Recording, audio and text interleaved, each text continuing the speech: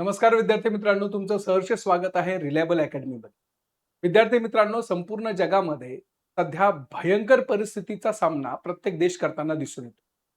विशेषतः जेव्हा आपण बघतो तर मिडल ईस्ट कंट्रीज हे कंटिन्यू चर्चेमध्ये असतात.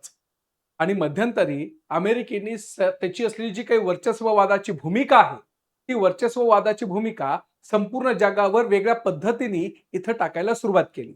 विशेषतः आर्थिक घटकाचा वापर करून विविध देशांना टॅरिफच्या असलेल्या कक्षामध्ये ओढवत असताना व्हेनेझुएला झाल्यानंतर इराणवर प्रत्यक्ष स्वरूपामध्ये मिलिटरी ऍक्शन घेऊन आपलं असलेलं वर्चस्व हे जगाने मान्यच करावं, या सगळ्या गोष्टींचा परिणाम म्हणजे इथं अमेरिकेची असलेली वर्चस्ववादाची भूमिका.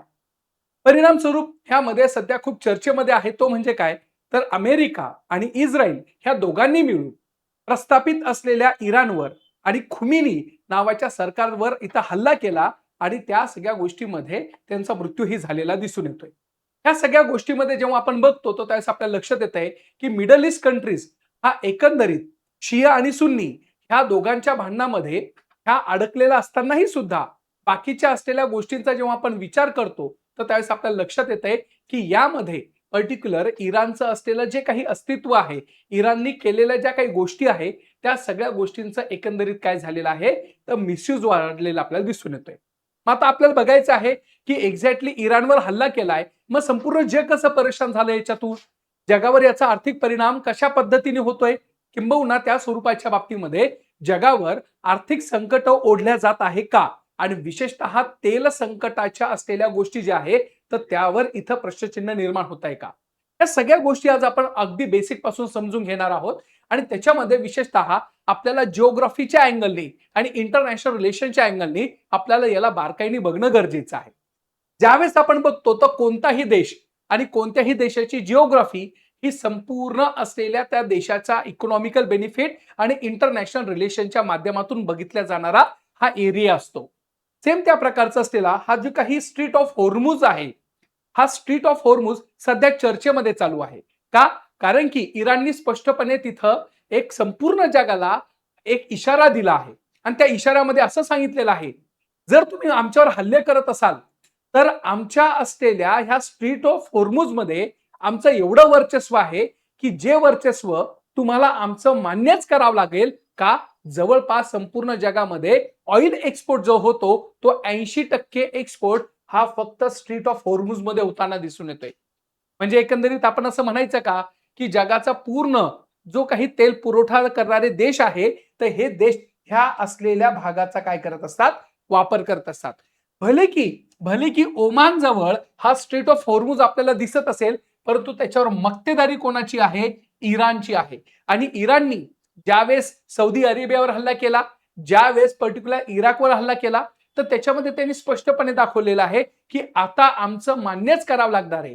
का मान्य करावं लागणार आहे? कारण की सौदी अरेबिया असेल, कतार असेल किंवा कुवेत असेल, ह्या सगळ्या देशामधून किंवा इराक असेल, ह्या सगळ्या देशामधून जेव्हा तेल पुरवठा केला जातोय तर हा गल्फ ऑफ ओमानच्या माध्यमातून म्हणजे स्ट्रीट ऑफ होर्मुजच्या माध्यमातून इथं काय केला जातोय, बाहेर टाकल्या जातोय. मग जर 80% जर तेलाचा व्यापार फक्त ह्या भागातून होत असेल आणि ह्या भागावर जर इराणनी काय केलं तर अशा पद्धतीचा असलेला कंट्रोलिंग ऑथॉरिटी केली तर ऑटोमॅटिकली काय होणार आहे, त्या पर्टिक्युलर असलेल्या स्ट्रीटवर, त्या पर्टिक्युलर असलेली जी समुद्रधोनी आहे त्या समुद्रधोनीवर इराण आपलं वर्चस्व गाजवण्याचा प्रयत्न करतोय. फक्त ऑइलवरच याचा परिणाम होणार आहे का? नाही. तर लक्षात ठेवा की त्या संदर्भामध्ये एलपीजी असेल किंवा त्या स्वरूपाच्या बाबतीमध्ये अदर जे काही नॅचरल गॅसेस आहे, ह्या गॅसेसचा पण काय केला जातोय तर पर्टिक्युलर ह्या सगळ्या गोष्टींच्या माध्यमातून इथं व्यापार केला जातोय. म्हणून सध्या खूप चर्चेमध्ये आहे की स्ट्रीट ऑफ होर्मुज काय आहे, सध्या हा ब्लॉक करण्याचा असलेला जो काही एक आपण म्हणतो ना की धोरण धरलेलं आहे इराणनी, तर इराण याच्या मागून हटणार नाहीये असं तिथं दाखवलं गेलेलं आहे. दुसरी गोष्ट सगळ्यात महत्वाची आहे ती म्हणजे काय की इराणनी हा फक्त पर्टिक्युलर ही गोष्टच जेव्हा पॅक करण्याचा असलेला इशारा दिला तर संपूर्ण देशाचे असलेले शेअर मार्केट्स हे कोसळलेले आपल्याला दिसून येत आहे. तिसरी महत्वाची गोष्ट म्हणजे काय की याचा भारताच्या अर्थव्यवस्थेवर परिणाम पडणार आहे का? येस, ऍब्सोल्युटली इथं पडू शकतो. जर इथं खऱ्या अर्थाने स्ट्रीट ऑफ होर्मुजला जर त्या स्वरूपाच्या बाबतीमध्ये ब्लॉक केलं गेलं तर. मग यामध्ये सगळ्यात इम्पॉर्टंट काय येतं? तर यामध्ये सगळ्यात इम्पॉर्टंट येतं ते म्हणजे काय, की इंडियाचा जो काही ट्रेड आहे, जवळपास जवळपास आपल्याकडे $2.8 बिलियन सॉरी मिलियन एवढे बॅरल्स आपण काय करत असतो, क्रूड ऑइल त्यांच्याकडनं परचेस करत असतो. मग अशा वेळेस आपल्याला काय असणार आहे, पर्याय असणार नाहीये. We have to be just follow the directions of this particular इराण. हे आपल्याला कुठेतरी अप्रत्यक्षरित्या फॉलो करावंच लागणार आहे. चौथी आणि पाचवी शेवटची गोष्ट आहे ते म्हणजे काय, मग भारताचा असलेला जो काही संदर्भ आहे तेलाच्या संदर्भामध्ये, फक्त भारत त्यांच्यावरच डिपेंड आहे का? नाही. तर रशिया सारख्या देशावर पण काय आहे, डिपेंड आपल्याला दिसून येतोय. मग बघूया आपण की येत्या आगामी काळामध्ये पर्टिक्युलर असलेलं स्ट्रेट ऑफ होर्मुझ जे आहे, या होर्मुझवर काय केलं जाऊ शकतं? याच्यामध्ये जागतिक स्तरावर काही चर्चा केल्या जात आहे का?